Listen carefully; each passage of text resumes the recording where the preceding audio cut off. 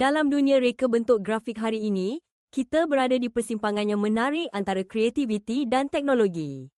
Dengan kemajuan pesat dalam kecerdasan buatan, pereka grafik kini dihadapkan dengan cabaran dan peluang yang tidak pernah kita bayangkan sebelum ini.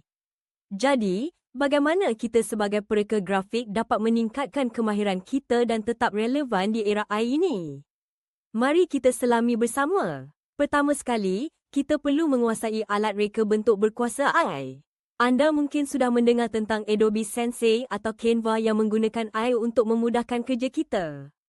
Alat-alat ini bukan sahaja mengautomasikan tugas-tugas rutin seperti penyingkiran latar belakang atau pembetulan warna, tetapi juga membantu kita menjimatkan masa.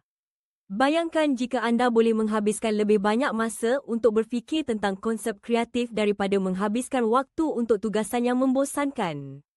Ini adalah peluang untuk kita menjadi lebih produktif dan kreatif. Tetapi, untuk memanfaatkan sepenuhnya alat ini, kita perlu memahami cara ia berfungsi. Kita perlu belajar cara menulis arahan yang tepat untuk AI. Konsep ini dipanggil penulisan prompt. Dengan menguasai kemahiran ini, kita dapat berkomunikasi dengan alat AI lebih efektif dan menghasilkan hasil yang kita inginkan.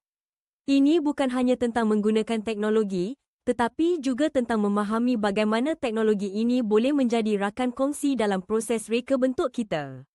Seterusnya, literasi data dan kemahiran analisis menjadi semakin penting.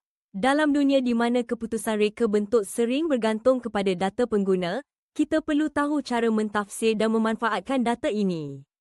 Bayangkan anda sedang bekerja pada laman web dan anda mendapati pengguna sering meninggalkan laman pada titik tertentu. Dengan menganalisis data, anda dapat mengenal pasti masalah dalam reka bentuk dan membuat penambahbaikan yang diperlukan. Ini adalah bagaimana kita dapat mencipta pengalaman yang lebih baik untuk pengguna. Dan jangan lupa tentang ujian A/B. Dengan membandingkan dua versi reka bentuk, kita dapat melihat mana yang berfungsi dengan lebih baik. Ini adalah pendekatan yang sangat berkesan untuk menyempurnakan reka bentuk kita berdasarkan maklum balas dunia nyata.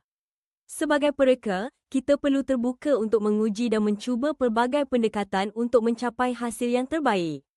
Namun, walaupun AI dapat membantu kita dalam banyak cara, kita tidak boleh melupakan kekuatan penyelesaian masalah kreatif dan pemikiran kritis kita sebagai manusia.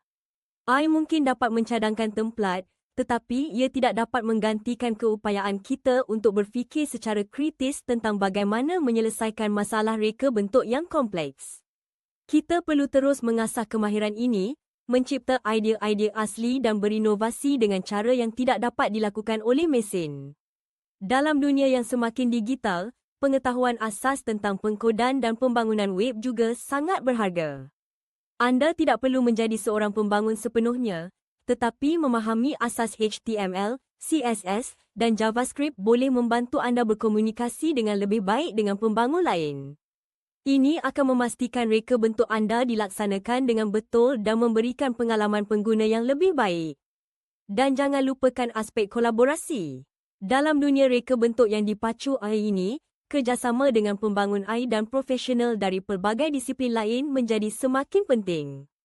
Kita perlu belajar untuk bekerja dalam pasukan merentas disiplin, berkongsi idea dan pandangan untuk mencipta produk yang lebih baik. Kemahiran komunikasi yang baik akan membantu kita menyampaikan konsep reka bentuk dengan lebih berkesan.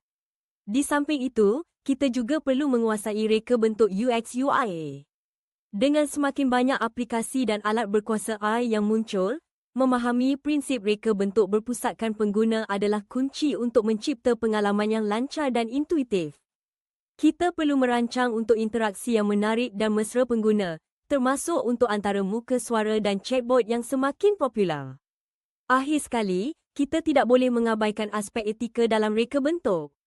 Dengan peningkatan penggunaan AI, kita perlu sedar tentang isu-isu seperti berat sebelah dalam algoritma dan kesan alam sekitar produk digital. Mencipta reka bentuk yang beretika dan bertanggungjawab adalah tanggungjawab kita sebagai pereka. Kita perlu memastikan bahawa reka bentuk kita tidak hanya memenuhi keperluan pengguna, tetapi juga memberi manfaat kepada masyarakat secara keseluruhan. Kesimpulannya, integrasi AI dalam reka bentuk grafik adalah satu perjalanan yang menarik. Dengan menguasai alat berkuasa AI, membangunkan literasi data, meningkatkan kemahiran penyelesaian masalah kreatif, mempelajari pengkodan asas dan menerima amalan reka bentuk beretika, kita dapat kekal kompetitif dalam dunia yang semakin dipacu oleh teknologi. Mari kita terima perubahan ini dan gunakan peluang ini untuk berkembang dalam dunia yang semakin saling berhubung ini. Kita sebagai pereka grafik mempunyai masa depan yang cerah dan kita perlu bersedia untuk menghadapinya.